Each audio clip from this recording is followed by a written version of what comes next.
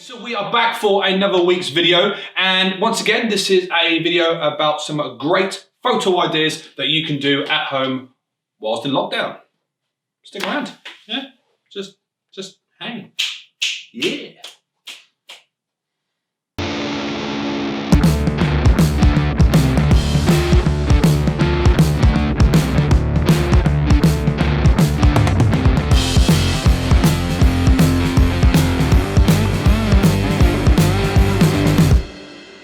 What's up everybody, welcome back to another video here at Benham Media. My name is Nathan and it's an absolute pleasure to see all of your wonderful faces here today. Thank you so much for clicking on that thumbnail. So before we get started with this video, I'm just going to shout out the hashtag that I use over on Instagram. It's BMPix2020, and if you do happen to use some of the examples that I have in my videos, it would mean so much to me if you would use that hashtag so I can have a look at them and give you a shout out on this channel. And speaking of this channel, if you have not yet subscribed, now will be a perfect time to do so. It's just that big word down here which says subscribe. If it's red, it means you're not.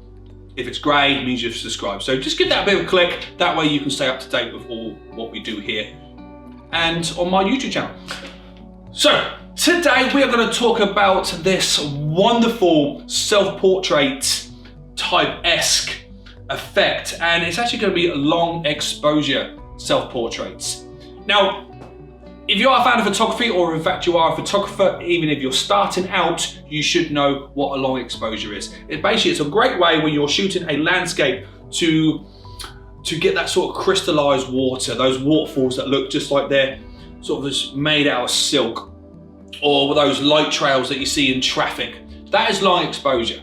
So the whole idea of using it in a portrait is a little bit over this way or that way. You know, a portrait is usually a quick shutter speed, get the focus on the frame, wherever it is, and it literally is just that.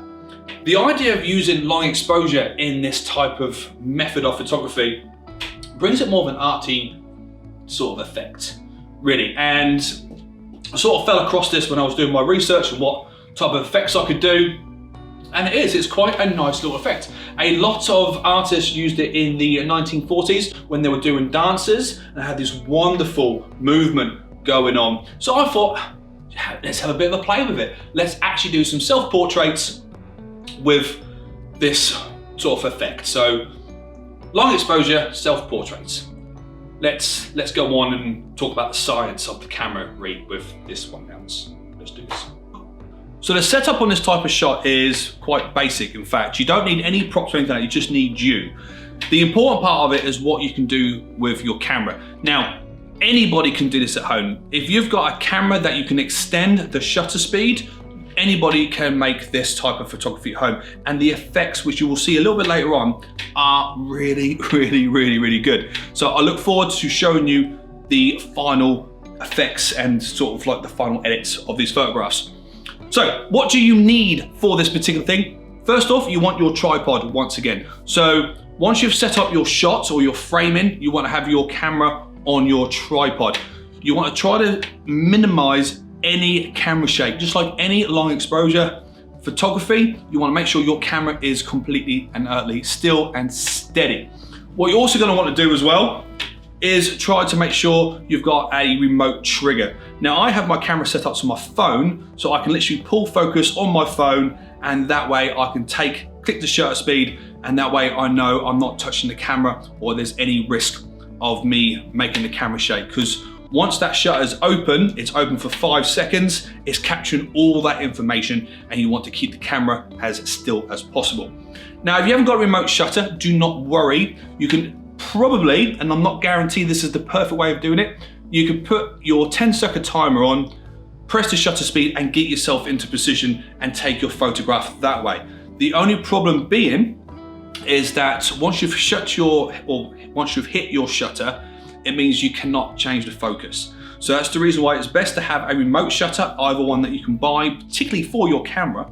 But if you've got a Canon camera like me, you can actually download the Canon app. There's an app which Canon has made, which helps you speak to the Wi-Fi of your camera. You can actually use your phone and you can see everything within your phone and you can focus everything like that. So You can get that from, I think you can get it from the Play Store or Google Play or the iStore, anywhere like that. You can get it all that way. So download that. That way you've got a remote trigger to help you with this. But again, you just need a camera that you can extend the settings with or the shutter speed with, and you want a tripod. Now let's talk about the logistics inside the camera now.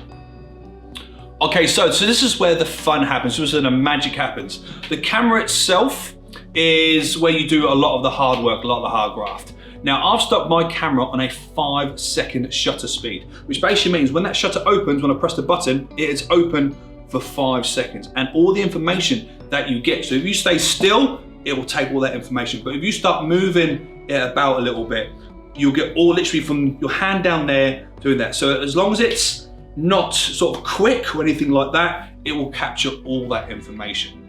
Now, what you need to do is that once you start cranking up your shutter speed, you will see that your other settings, it might go a bit darker, because once your shutter is open, it is letting so much light into your camera that you've now got to play with your ISO and also your aperture.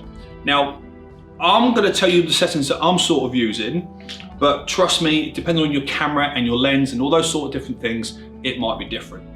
I'm going to try to keep my ISO as low as possible, so nothing above 100. That way it's not letting any sort of artificial light into the sensor. It's keeping it as low as possible, and I'm just playing around with the aperture to try to get the right feeling.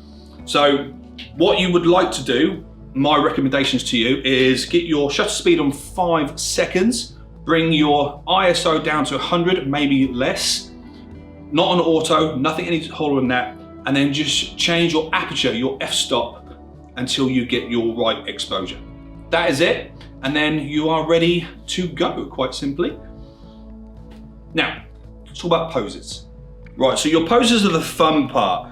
You are limited to your imagination. So whatever you can think of, you could probably do. So the type of poses that I'm gonna be doing is quite simply just sat still and moving my head a little bit, or I'm gonna be doing sort of like maybe a little bit of a ghost frame, but you stop what you want to take. That's the one thing about this type of photography, about art photography as well, is that your imagination takes you as far as you can go.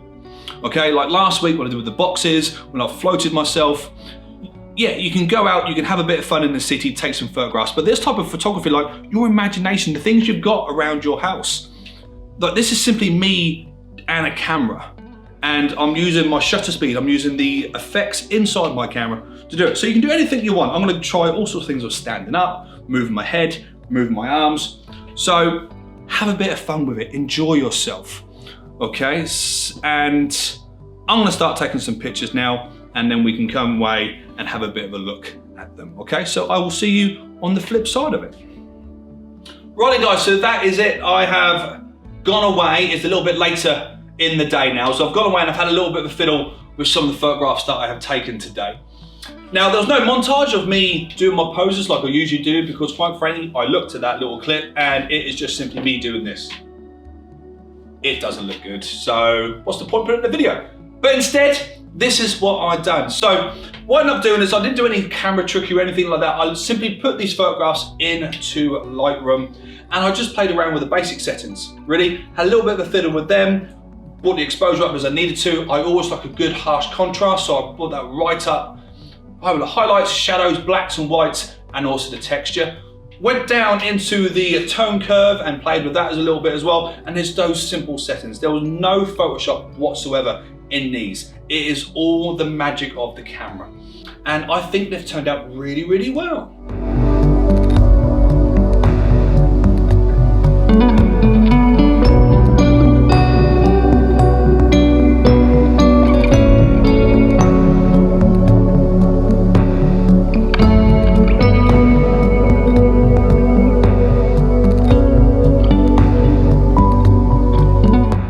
And there you go, they've come out really, really well. Like I said, there's no Photoshop magic in this whatsoever. It's simply the camera and that 5-second shutter speed and your imagination.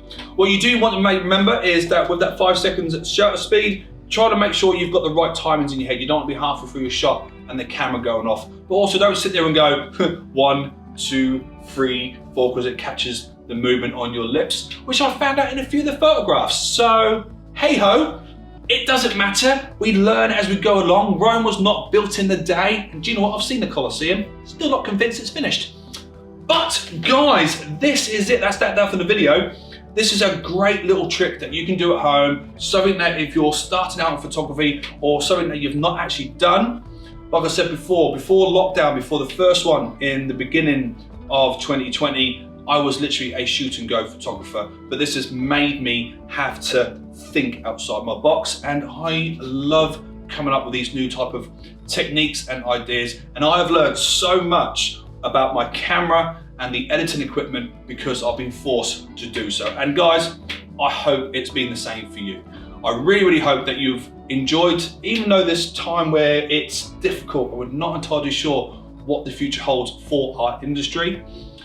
I hope you've used the opportunities to sit down, have a rethink, and go, do you know what? I think we can start doing this. So guys, if you've enjoyed this video, please give it a like down there. And if you have in fact used long exposure portraits, please use my hashtag BMPix2020 over on Instagram. But guys, stay tuned. We'll be back next week. Until next time, my name has been Nathan. You've been sensational. Thank you and goodbye. Mwah, mwah, mwah, mwah.